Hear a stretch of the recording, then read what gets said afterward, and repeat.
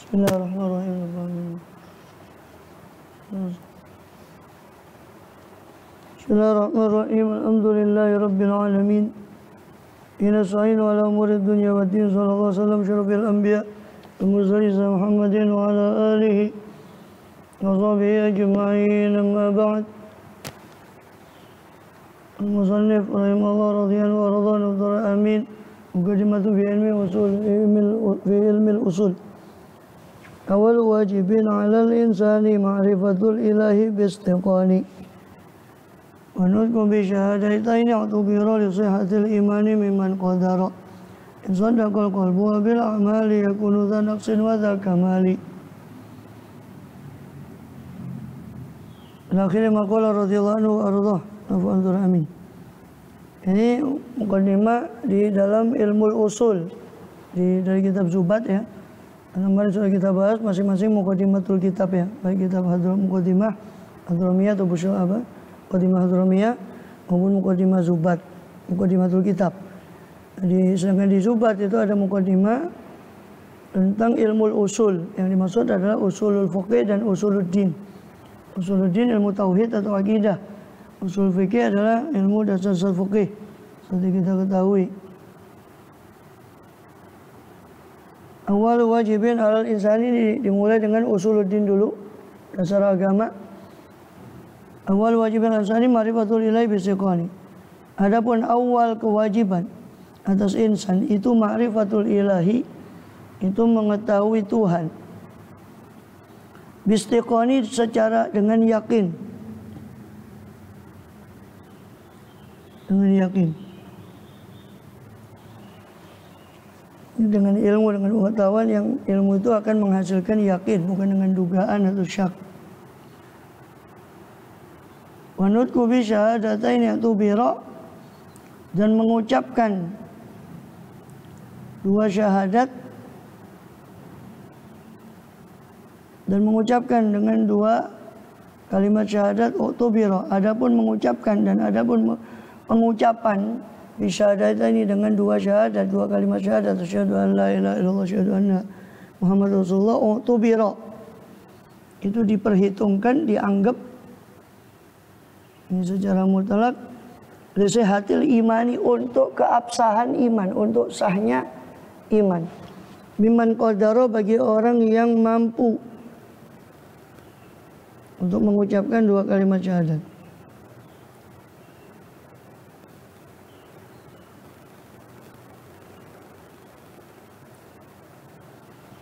Yang mampu mengucapkan dua kalimat syahadat. Yang tidak mampu seperti orang yang bisu atau apa, yaitu isyaratnya dianggap sebagai ganti ucapan. Atau yang tidak mampu karena tekanan, itu menurut pendapat yang paling sahih walaupun ada khilaf, seperti ditegaskan Imam Ghazali di Ihya di kitab Qawaidul Aqaid, tetap dia di sisi Allah dianggap beriman. Sangat pengucapan itu kan penegasan bahwa dia itu muslim. Bedanya kalau dia tidak ada pengucapan, berarti tidak ada pengakuan dari orang sekitar bahwa dia itu mukmin. Orang sekitar kan tidak tahu. Makanya makna asyhadu itu kan a'taqidu biqalbi, saya meyakini dengan hati saya, wa u'linu li ghairi, dan saya mengumumkan kepada orang selain saya. Itu makna asyhadu. Sehingga orang sekelilingnya tahu bahwa dia ini muslim mukmin, supaya diberlakukan kalaupun dia mati nanti diberlakukan seperti orang muslim mukmin, disolati. Dia boleh menikah dengan wanita muslimah, dia bisa menerima warisan dari orang tua yang muslim juga. Itu fungsi kalau dia mengucap. Berarti kalau dia pun tidak mengucap, karena yang penting dia tidak, menurut muktamad Imam Ghazali ya, dan juga yang sependapat daripada Asy'ariyah, tetap dia dianggap di sisi Allah mukmin walaupun dia tidak mengucap. Yang penting dia sudah meyakini semua itu. Dia mengucap karena yang penting dia tidak mengingkari apa yang diyakininya tadi. Tapi secara hukum zahir orang nggak tahu kalau dia muslim. Fakun mina in saddaqal qalbu bil a'mali, yakunu dza naqsin wa dza kamali. Dikatakan insan dakul qalbu bil amali, jika membenarkan hati, ini dianggap dianggap iman itu tadi kalau disertai pembenaran hati. Karena iman sendiri kan tasdik. Secara bahasa iman itu lughatan at-tasdik, pembenaran atau keyakinan, kepercayaan, itu iman secara bahasa. Secara istilah iman itu tasdik, membenarkan dengan segala apa yang dibawa oleh Rasulullah SAW dari Allah Ta'ala.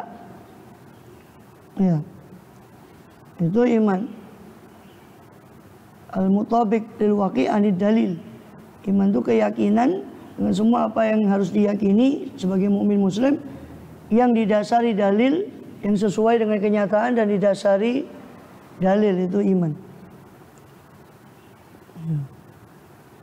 Maka kalau tidak ada keyakinan, bagaimana? Yaitu seperti orang munafik yang ucapannya Islam tapi hatinya tidak meyakini, maka di mata manusia dia tetap dihukumi muslim. Karena kita tidak diperintah untuk membuka hatinya orang, dan tidak bisa untuk meyakini mengetahui hatinya orang. Tapi di sisi Allah orang munafik itu kafir hakikatnya di sisi Allah. Di sisi kita dia muslim karena ucap kalimat syahadat. Makanya insadaqal qalbu bil amali, maka iman itu jika dia dianggap keimanannya itu kalau sadaqal qalbu, kalau hatinya membenarkan. Wabil amali, dan juga dengan amal. Dan dengan amal wabil amali, wa itu bisa sinafiyah. Wabil amali, dan dengan amal yakunu dza naqsin wa dza kamali. Maka ada iman itu memiliki kekurangan dan memiliki kesempurnaan. Ya. Jadi dengan amal itu iman itu bisa memiliki kekurangan, bisa memiliki kesempurnaan. Artinya amal itu bukan komponen utama daripada iman. Secara muktamad Asy'ariyah bahwa iman itu tasdik, itu yang ada di hati. Ucapan itu untuk ikrar saja. Khilaf apakah bagian dari iman atau tidak ucapan. Seperti sudah tadi kita jelaskan, menurut pendapat Imam Ghazali dan yang sependapat dengan itu, ucapan itu bentuk pengakuan. Selama dia tidak mengingkari apa yang dia yakini, dia dikatakan mukmin di sisi indallah. Tapi indan nas, di sisi manusia dia tidak dianggap mukmin karena orang tidak tahu. Sebaliknya, orang munafik mengucapkan tapi tidak meyakini pada hati, di mata manusia dia muslim. Di sisi Allah dia kafir karena hatinya kosong dari iman, walaupun ucapannya ya. Nah, amal ini penyempurna saja, makanya dikatakan bil a'mali, dengan amal itu yakunu ada iman itu zanaksen, memiliki kekurangan, wada kamali, dan memiliki kesempurnaan. Jadi dengan amal itu iman seseorang itu bisa sempurna, bisa kurang. Contoh orang ngaku Islam tapi tidak sholat atau sholatnya bolong-bolong. Itu kata Imam Ghazali seperti orang asal dia beriman, ya, kata Imam Ghazali itu seperti orang punya kepala tapi tidak punya tangan, tidak punya kaki. Seperti di Qawaidul Aqaid.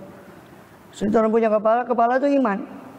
Kalau iman tidak ada, amal ini mau gantung sama siapa? Ibarat orang tidak punya iman, di hatinya ya seperti nggak punya kepala. Ya. Sebaliknya, orang punya iman tapi nggak sholat, nggak puasa atau bolong-bolong, itu ibaratnya nggak sempurna. Makanya dikatakan dengan amal itu iman itu punya kekurangan dan punya kesempurnaan. Makin sempurna amalnya berarti imannya makin sempurna. Tapi dengan kata lain, amal ini bukan berarti nggak ada sebagian amal berarti dia tidak punya iman, bukan berarti seperti itu. Orang meskipun tarikus sholat, selama dia masih meyakini kewajiban sholat, tidak mengingkari kewajiban sholat, dia tetap dihukumi muslim mukmin. Cuma tidak sempurna itu. Makanya dikatakan sini dengan amal itu iman itu menjadi punya kekurangan dan punya kesempurnaan, tergantung penuh atau tidaknya amalnya tadi. Jadi amal di sini ditegaskan sebagai penyempurna daripada iman, bukan menentukan ada tidaknya iman amal itu. Kecuali menurut Khawarij, Kalau menurut Khawarij itu pelaku dosa besar itu termasuk orang yang mukhalad finnar, kekal di neraka. Itu pendapatnya Khawarij.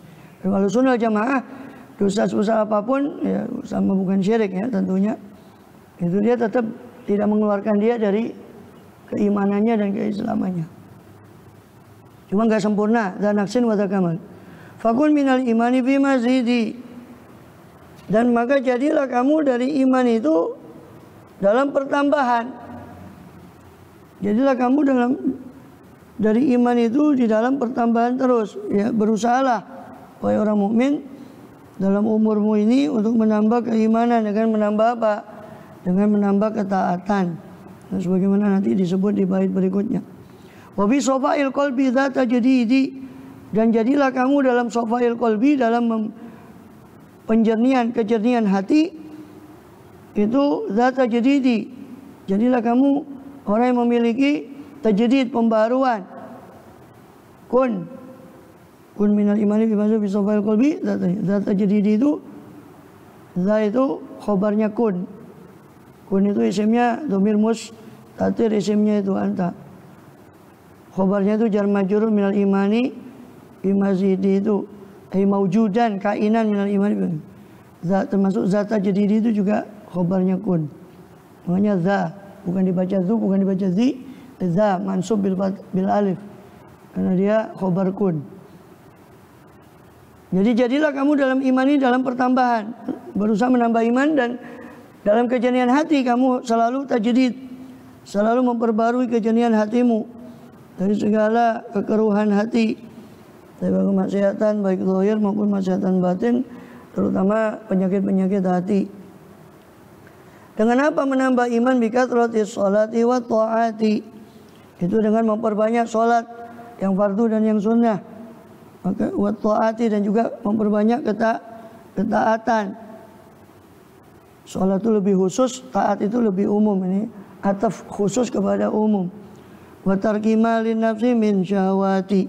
Dan meninggalkan apa-apa yang ada bagi nafsu berupa syahwat, kesenangan-kesenangan bahimiyah, kesenangan nafsaniyah yang diharamkan maupun yang makruh. Karena banyaknya kesenangan yang haram atau yang makruh, apalagi yang haram, itu bisa mengakibatkan apa? Mengakibatkan kerasnya hati. Sebaliknya, meninggalkan syahwat baik yang makruh maupun yang haram itu menyebabkan jernihnya hati dan takutnya hati kepada Allah SWT.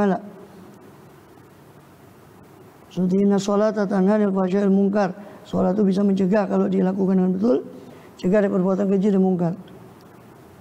Fasyawatun nafsi ma'adzunubi mujibatani waswatal ulubi. Maka fasyawatun nafsi ma'adzunubi, maka syahwat jiwa, kesenangan jiwa, kesenangan nafsu, ma'adzunubi bersama dengan dosa. Ya, dosa itu bisa disebabkan dari bisikan syaitan, bisikan keburukan bisa dari syaitan, bisa dari nafsu, yang lebih sulit dari nafsu. Kalau dari syaitan ya bisa ta'awudz. Walaupun syaitannya ya datang lagi setelah ta'awudz. Cuma kalau dari nafsu ini tidak bisa kecuali dengan mujahadah. Wasyawatun nafsi ma'adzunubi, maka kesenangan nafsu bersama dengan dosa. Mujibatani, kedua-duanya. Dosa dan kesenangan nafsu tadi. Mujibatani, kedua-duanya itu mengakibatkan qaswatal qulubi. Qaswata itu maf'ul bihi-nya mujibatani, fa'ilnya huma. Kembali kepada syahwatun nafsi dan dzunub. Itu mengakibatkan qaswatal qulubi, mengakibatkan kerasnya hati. Dosa dan syahwat, kesenangan nafsu itu mengakibatkan qaswatal qulubi, kekerasan hati. Wa inna min ab'ad qulubin nasi min rabbina rahimi qalbun qasi. Dan masih ada kelanjutan dari bait tadi. Sesungguhnya min abadi qulubin nasi, termasuk ab'ad qulubin nasi, paling jauhnya hatinya manusia dari Tuhan kita, min rabbina ar-rahimi, yang maha penyayang. Tuhan kita yang penyayang adalah qalbun qasi, adalah hati yang keras.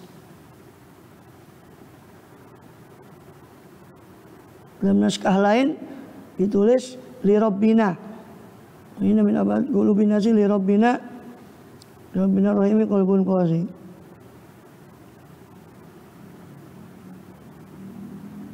Maka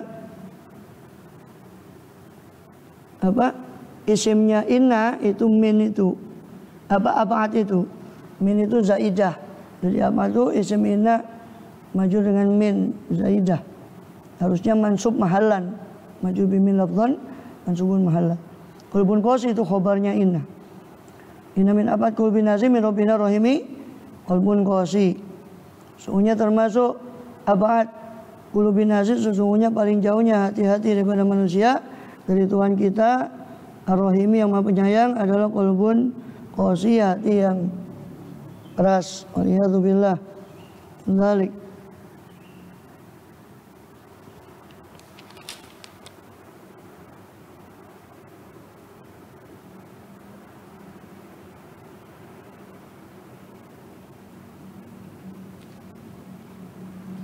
Situ dulu lah.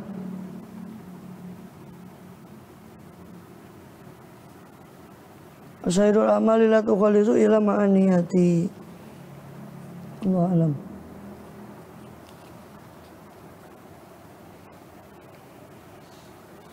Masalah niat. Kemudian berikutnya masalah niat.